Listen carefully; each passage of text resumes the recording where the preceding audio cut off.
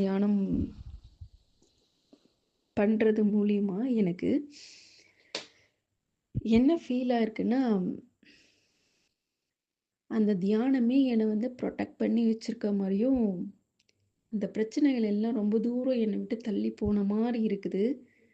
அதாவது பிரச்சனைகள் இருக்குது இருக்குது.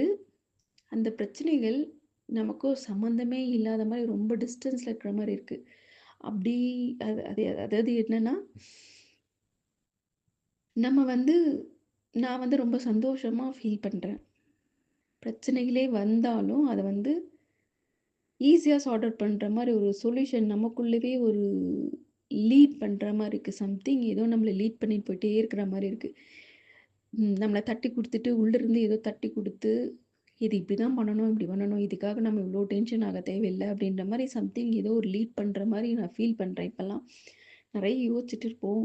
நெறைய திங்க் பண்ணிட்டே இருப்பேன். ஒரு ப்ராப்ளம் அப்படின்னா. இப்ப அத பத்திலாம் யோசிக்கிறதே இல்ல. ப்ராப்ளம் இருக்கிற மாரி எனக்கு தெரியவே இல்ல. பிரச்சனைகள் இருக்கிற மாரி தெரியல.